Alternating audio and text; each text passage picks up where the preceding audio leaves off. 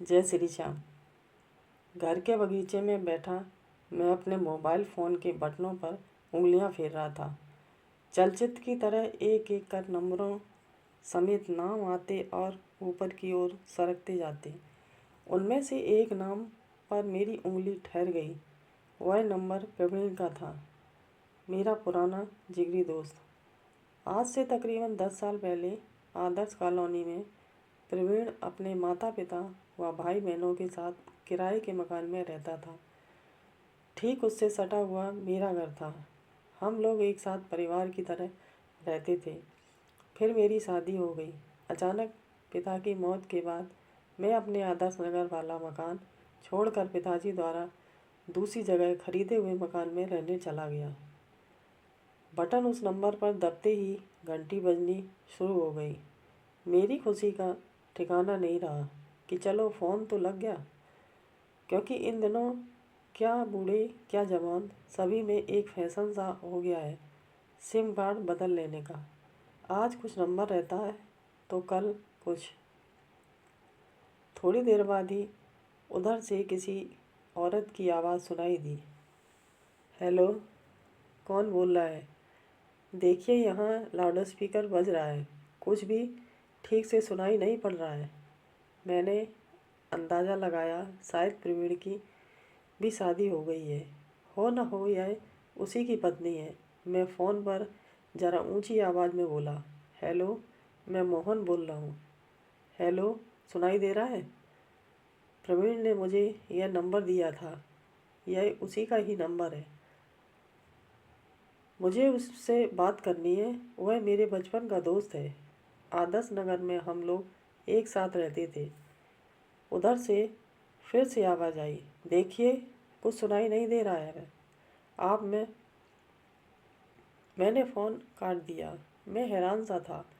पक्का करने के लिए दोबारा फ़ोन लगाया कि सही में वह औरत प्रवीण की पत्नी ही है या कोई और मगर साफ आवाज़ न मिल पाने के चलते दिक्कत हो रही थी। वैसे यह नंबर खुद प्रवीण ने मुझे एक बार दिया था जब वह बाजार में मिला था। यह औरत यकीनन उसकी पत्नी ही होगी।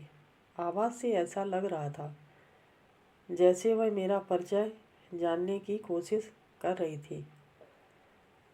रात के 8 बजे मैं खा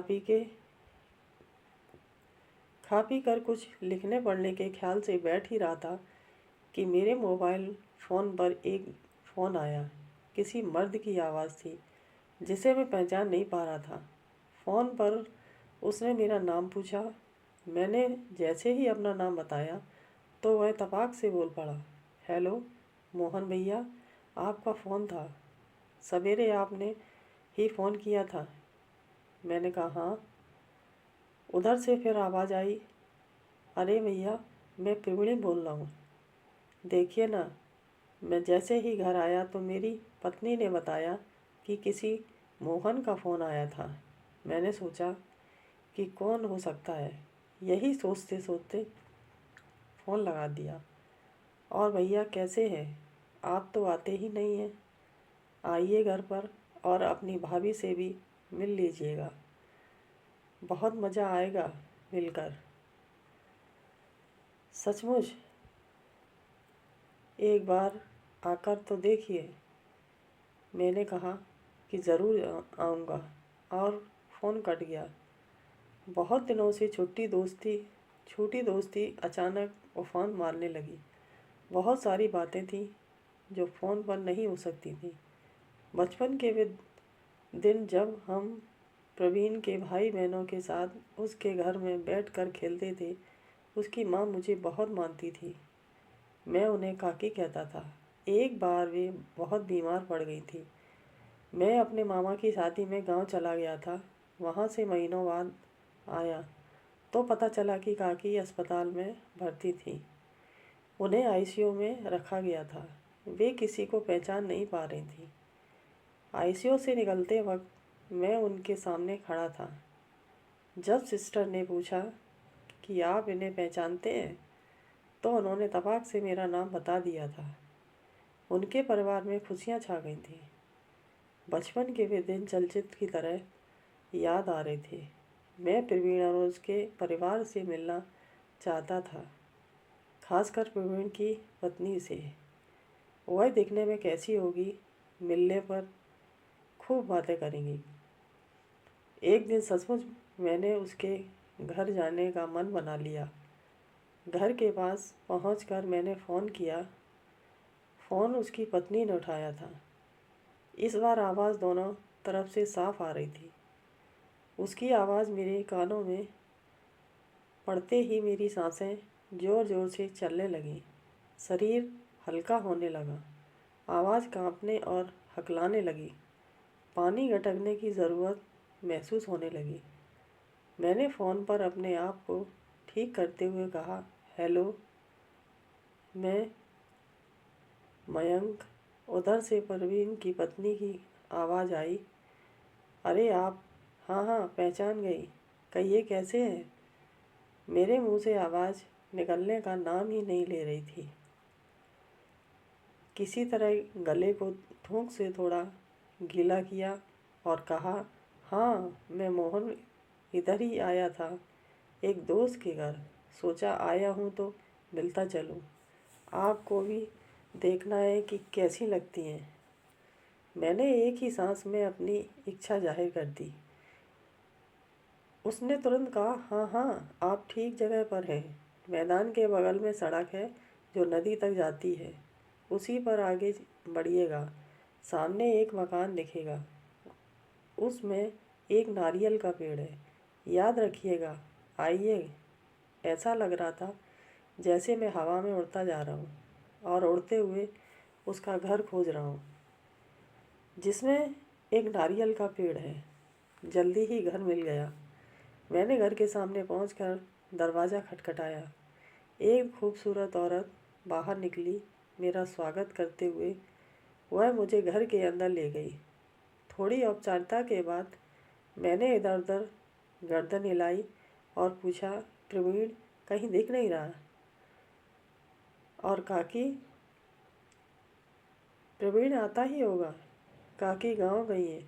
यह कहते हुए वह मेरे बगल में ही थोड़ा सट कर बैठ गई, इतना करीब कि हम दोनों की जांघें उसके जरा से हिलने से सटने लगी थी।